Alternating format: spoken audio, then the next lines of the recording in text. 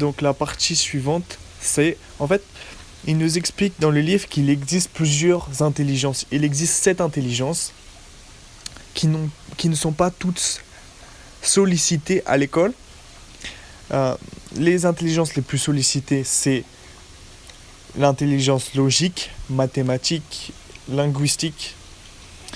Donc il y a juste une partie du cerveau qui est la plus sollicitée, c'est le cerveau gauche, le cerveau logique et ce qu'on utilise en général pour faire les mathématiques. Après, il y a une deuxième partie du cerveau, c'est la partie créatif, imaginatif. Le côté artiste, c'est la partie du cerveau droit. Et ensuite, on a le subconscient, qui est le cerveau le plus puissant. Et en général, l'école ne sollicite pas les 3 cerveaux en même temps et se concentre le plus souvent sur le cerveau gauche.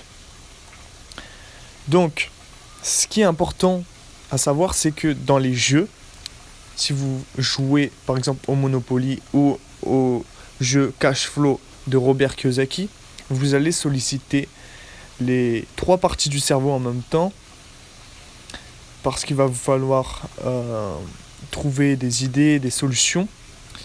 C'est comme ça que en fait, les gens qui veulent devenir entrepreneurs, ils ont besoin de développer ce muscle de trouver des solutions à leurs problèmes. Et beaucoup de gens dans la société ont besoin du gouvernement pour trouver une solution à leur place. Et dans le livre, il nous explique que les fonds de pension vont disparaître parce qu'il y a beaucoup plus de personnes qui vont être à la retraite avec le vieillissement sur le long terme des personnes. Les gens vieillissent de plus en plus longtemps, ils mettent plus de temps à mourir et donc il y a beaucoup moins de personnes qui vont contribuer à la cotisation. Et c'est pour ça que c'est un système qui n'est pas fait pour durer. Et dans le processus pour atteindre la liberté financière, ça met vraiment beaucoup de temps. Et il prend le schéma d'une chenille qui passe par une transformation pour devenir ensuite un papillon. C'est un long process et il y a beaucoup de gens qui ne sont pas prêts à devenir libres financièrement parce qu'ils n'ont pas le contenu nécessaire, ils n'ont pas l'état d'esprit et les croyances. Ils vont juger, ils vont avoir des croyances limitantes qui vont dire que les riches c'est tous des... Vous voyez ? Ou c'est pas fait pour moi, ou il n'y a personne dans ma famille qui est riche donc moi je peux pas non plus. Moi j'ai des enfants, etc., etc. Moi je peux pas. C'est vraiment en fait du manque d'intelligence financière parce que quand vous avez un état d'esprit d'abondance, vous cherchez à vous poser la question comment est-ce que je pourrais ? Comment est-ce que je pourrais ? Et là c'est beaucoup plus, vous sollicitez beaucoup plus votre cerveau à chercher des solutions.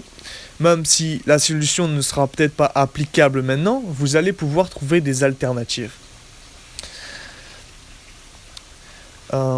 Qu'est-ce que je peux dire d'autre ?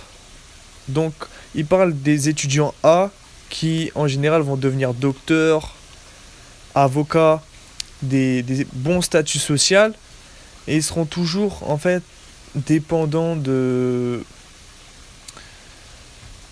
Ils seront toujours à payer beaucoup de taxes.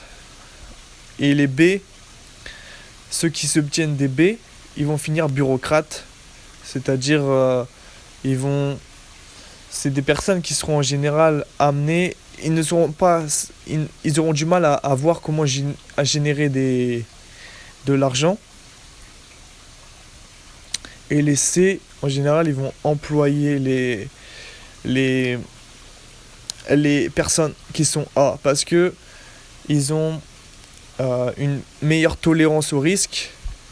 Ils n'ont pas suivi comment dire, les choses à la lettre. Après, on sait que dans la réalité, pas tout le monde, pas tous les C vont employer des A. C'est juste une petite partie des C. Par exemple, il dénote, il prend pour exemple Mark Zuckerberg, le créateur de Facebook, ou encore Steve Jobs, qui était considéré comme l'un des plus gros innovateurs dans